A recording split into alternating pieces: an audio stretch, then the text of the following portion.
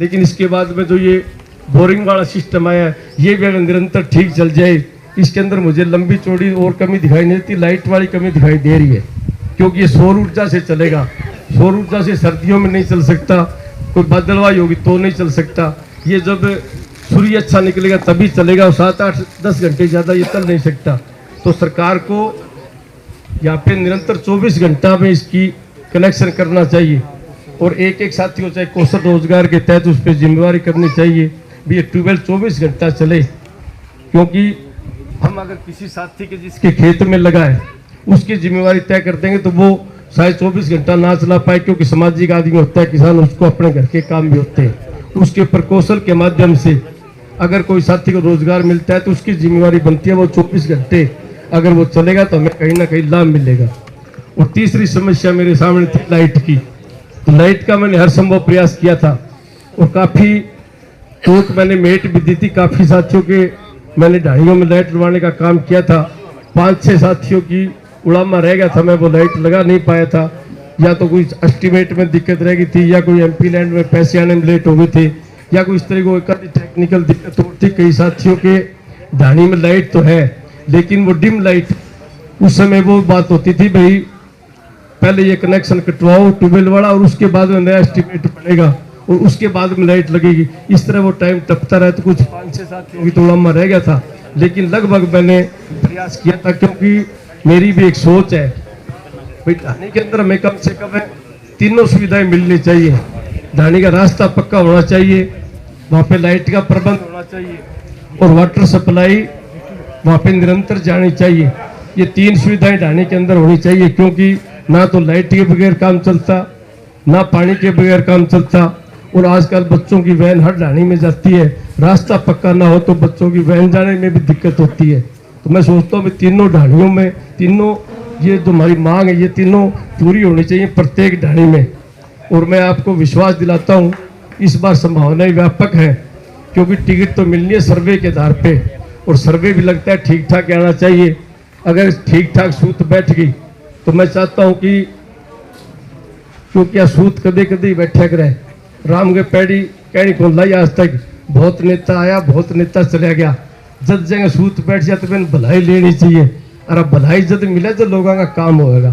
तो मैं सोचूं मैं सूत बैठ गया तो एक तो ढाणी वाली टोक मिट्टा, ये 3 सुविधा ढाणी मिलनी चाहिए। और आज छेम की जो समस्या है, मेरी सोच है भी जो कांग्रेस को घोषणा पत्र बनाए देंगे मैं पूरा हरियाणा में आपा भाई हरियाणा सरकार इसको कोई मास्टर प्लान बनावे, पूरा हरियाणा की भूमि सेम मुक्त करे। क्यों तो सरकार का लारा स्केल पर ही कर सके, सरकार सेम की बड़ी भारी समस्या है। बात घोषणा पत्र में ऐड करवाने हर संभव प्रयास करांगा कि पूरा हरियाणा में जितना भी सेम है सरकार कोई मास्टर प्लान बनावे बिन सेम मुक्त करे। जब तक वह सेम मुक्त न हो तो सरकार किले के अनुसार हर साल में मुआवजो दे, ताकि वो भी अपना लालन पालन कर सके। और भी जो बहुत सी छोटी मोटी बात है अगर सरकार में ठीक ठाक रह गया तो सारी बात तो कोई कहने की जरूरत को नहीं, ना कोई खाबड़ा मेरे करने कहने जाने की सिफारिश की जरूरत भी फलाना आदमी लेके जाऊंगा तो मिलेगा। अगर मैं कह साथी हो नाम भूल जाऊँ, अगर वो आगे कह दे खाबड़ा गाँव मेरा यो काम है तो भी मैं पग जुत्ती को निकालूँ। तो आते सोचना करिए भाई फलाना आदमी आओगे कोई हमारी जानकारी होगी। तो सारा साथियों एक बार मैं पुनः निवेदन करूंगा कि 2.5 महीना बाद में जो चुनाव आवे, ये चुनाव न थे बी या लोकसभा चुनाव में सारा भाईचारा मिलके लड़ियो, ये मिलके लड़ियो और जनता वर्सेस भाजपा अपन चुनाव बनाना हो। इन दलगत राजनीति का मुद्दा जिया पिछले लोकसभा चुनाव में गौण हो गया, एम भी अपन मुद्दा गौण करना है, सारा भाईचारा कट्ठो लेके अपन चलना है ताकि अपनी अपनी सरकार बने। और कांग्रेस पार्टी की सरकार बनेगी तो बहन जी कभी महंगाई बहुत बढ़ रही है, कोई भी सरकार आ जाए महंगाई एकदम कम कौन कर सके, लेकिन किन की पीसा गोज में घर के पांगी सहायता जरूर कर सके। तो कांग्रेस पार्टी घोषणा कर रखी है जब भी पार्टी की सरकार बनेगी तो बुढ़ापा पेंशन 6,000 रुपया करी जाएगी। अगर एक घर में 12,000 रुपया महीने आठ लाग जाए तो कट्ठे कट्ठे महंगाई बने रात मिलेगी। दूसरी घोषणा कर रखी है कि बिजली बड़ी महंगी हो रही है प्रति यूनिट, तो गरीब आदमी बिजली को बिल भरना बड़ा दुबर हो रही है और बिजली बिना काम चल रहा है को नहीं। तो सरकार पार्टी ने घोषणा करी है सरकार आ जाएगी तो 300 यूनिट प्रत्येक घर में बिजली फ्री मिलेगी। तो मध्यम वर्गीय जो घर है जो छोटो घर है वे वो 300 यूनिट में लगभग 1 महीने में काम चल जाए।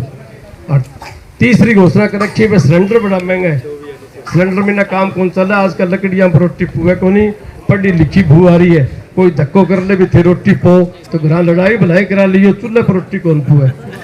आ चीज बहुत जरूरी है अपना, शाम सवेरे अपन चाहिए तो इतनी जरूरी चीज है। तो गरीब आदमी तो वहन कौन कर सके, लेकिन सरकार ने वहन करना चाहिए। 60% सब्सिडी दो, 70% दो, 80% सब्सिडी दो, लेकिन 500 रुपये ऊपर सिलेंडर नहीं होना चाहिए, क्योंकि गरीब आदमी ने सहन कौन कर सके। तो अभी कांग्रेस पार्टी घोषणा करी है कि जब भी अपनी सरकार आ जाएगी तो 500 रुपया सिलेंडर मिलेगा सब्सिडी के ऊपर, बाकी जो पैसा तेल कंपनियां दे रहे हैं बस सरकार देगी। और भी चाहे कोई अग्निवीर योजना समाप्त करने की बात हो, चाहे कोई पक्की नौकरी लगाने की बात हो, चाहे कोई और किसानों की कोई एमएसपी की बात हो, वो एमएसपी वाला मुद्दा है तो सेंट्रल गवर्नमेंट हो। लेकिन राहुल ने इस बार भी लोकसभा में कहा है कि जब भी हमारी सरकार आ गई सेंटर में एमएसपी भी लागू करांगा और अग्निवीर योजना भी खत्म करांगा। और भी बहुत सी बातें सारी कांग्रेस आप घोषणा पत्र में लेके आने लग रही है, क्योंकि थाने बेरो है कि कांग्रेस पार्टी भी किसान की, मजदूर की, कर्मचारी की, छोटे दुकानदार की, व्यापारी की पार्टी है। आज पार्टी तो बड़ा बड़ा उद्योगपतियों की पार्टी है, कारपोरेट घराना की पार्टी है। ए जो नीतियां बनावे तो वह कारपोरेट घराना के अनुसार नीतियां बनावे ताकि बन ज्यादा लाभ मिले।